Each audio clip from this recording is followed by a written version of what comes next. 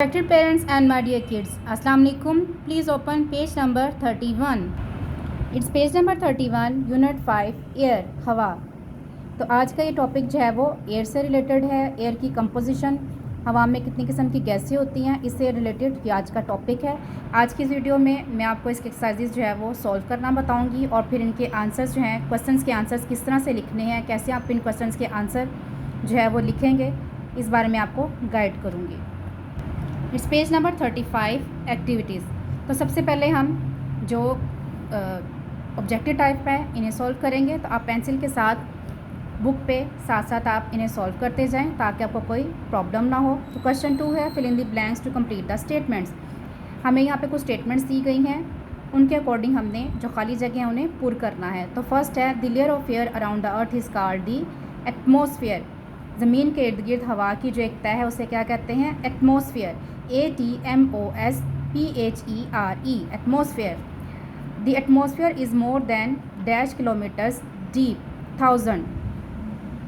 जो एटमॉस्फेयर है वो 1000 किलोमीटर से भी ज़्यादा गहरी है। All living things breathe out carbon dioxide gas. तमाम जिंदा जो जानदार हैं वो सांस के ज़रिए कार्बन डाइऑक्साइड हवा में खारिज करते हैं। CARBON carbon, DIOXIDE oxide, carbon dioxide. In summer the air is warm, गर्मियों में हवा गर्म होती है। WARM warm. In the rainy season the air contains a lot of water vapour, बरसात के मौसम में हवा में काफ़ी ज़्यादा आबी बुखारात होते हैं। WATER water, VAPOUR vapour, water vapour यानी आबी बुखारात। Warm air is lighter than cold air, गर्म हवा ठंडी हवा से हल्की होती है, इसलिए जो गर्म हवा है ये ऊपर की तरफ उठती है। तो यहाँ पे आएगा cold, COLD cold. Moving air is called wind, चलती हुई हवा, हरकत करती हुई हवा क्या कहलाती है? विंड, WIND विंड, यानी विंड होती है तेज़ हवा।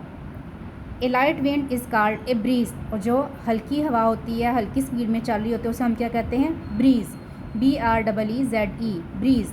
ए gale is a strong wind, a gale, gale क्या है? बहुत तेज़ जब हवा चलती है, स्ट्रॉन्ग विंड चलती है तो उसे हम गेल कहते हैं, GLE gale. A hurricane is the strongest wind, सबसे ताकतवर जो हवा है, सबसे ताकतवर जो चलती हुई हवा है उसे हम क्या कहते हैं? हरिकेन।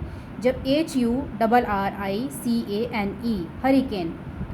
एक्टिविटी 3 है, draw and label a pie chart to show the composition of air. It's very easy. Page number 32 पे आपको इसकी डायग्राम मिल जाएगी। इट्स पेज नंबर 32, ये है एयर की कंपोजिशन की डायग्राम। आप यहाँ से देख के सेम ऐसे ही सर्कल बना के, पाई चार्ट बना के से, और फिर इनके नाम लिखेंगे, नाइट्रोजन, कार्बन डाइऑक्साइड और ऑक्सीजन।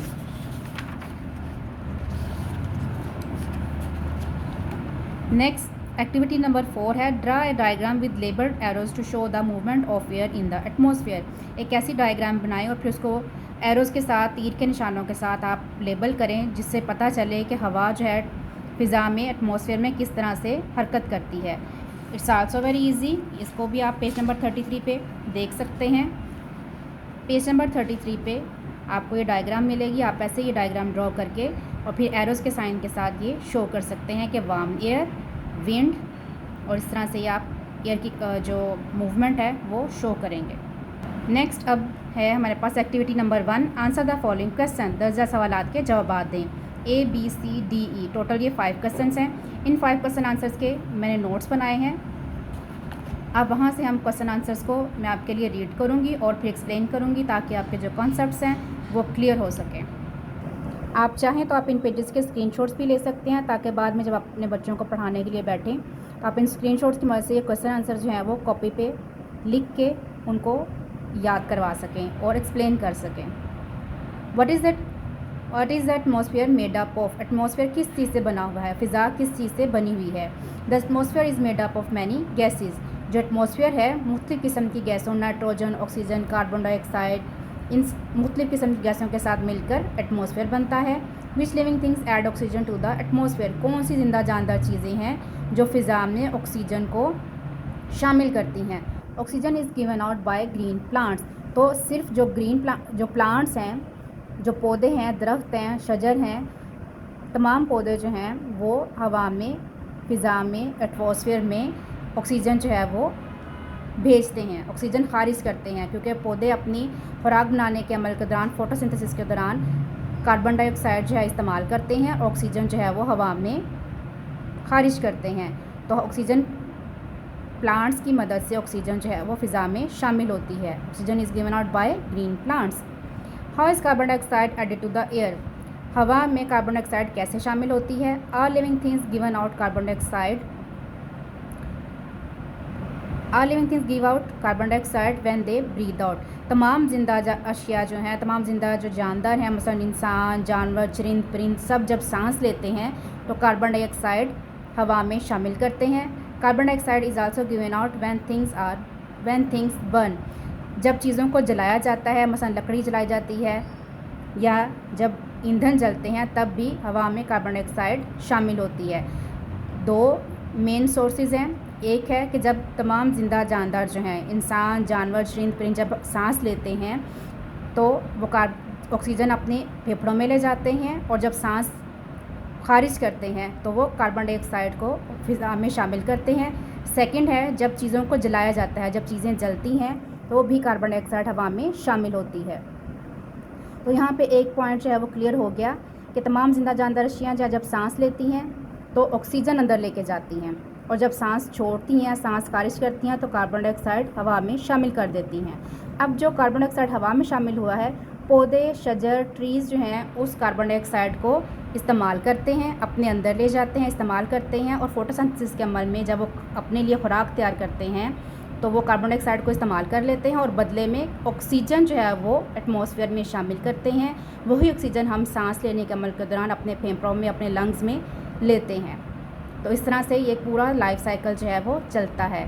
हम सांस के ज़रिए ऑक्सीजन अंदर लेते हैं, और जब सांस खारिज करते हैं तो कार्बन डाइऑक्साइड हवा में छोड़ते हैं, शामिल करते हैं। पौधे जो हैं वही कार्बन डाइऑक्साइड अपनी खुराक बनाने के अमल में इस्तेमाल करते हैं, और बदले में ऑक्सीजन जो है वो फ़िज़ा में शामिल करते हैं। तो ये बहुत खूबसूरत सा साइकिल जो इस तरह से चलता रहता है। What is air pressure? Air pressure क्या है? The atmosphere is pressing on us all the time. Atmosphere जो है हर वक्त हमारे ऊपर दबाव डालता रहता है। The way air presses down on all things is called air pressure.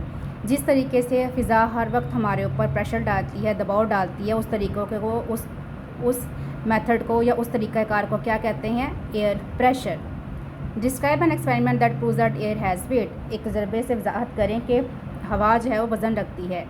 Way an empty balloon. कोई भी खाली आप गुब्बारा लें। Now fill the balloon with air. अब उस गुब्बारे में हवा भरें। And weigh it again. अब उसका दोबारा वज़न करें। You will see that balloon with air in it weighs more than the empty balloon. आपने क्या करना है कि एक खाली गुब्बारा लेना है, अब उसमें हवा भरनी है। हवा भरने के बाद जब उसका वेट करेंगे तो आपको मालूम होगा, आप नोटिस करेंगे कि जो खाली विदाउट एयर जो गुब्बारा था, जो खाली गुब्बारा था, उसका वज़न कम था, लेकिन जब हमने उसमें हवा भर दी और फिर उसका वज़न किया तो अब हवा के साथ उसका वज़न ज़्यादा हो गया। This shows that air has wait. इससे पता चलता है, इससे साबित होता है कि हवा वज़न रखती है। तो ये था हमारा आज का यूनिट नंबर 5। उम्मीद करते हैं कि आपको एक्टिविटीज़ को सॉल्व करने में, क्वेश्चन आंसर्स लिखने में, इनको समझने में और आप काफ़ी हेल्प हुई होगी और आपके कॉन्सेप्ट क्लियर होंगे। मज़ीद आप किस लेसन पे, किस टॉपिक पे वीडियो चाहते हैं, काइंडली कमेंट में लाजमी बताइएगा। अपना बहुत ख्याल रखिएगा। चैनल को सब्सक्राइब, लाइक और शेयर करना मत भूलिएगा। अल्लाह ताला हम सब का हामी नासिर हो। अल्लाह हाफ़िज़।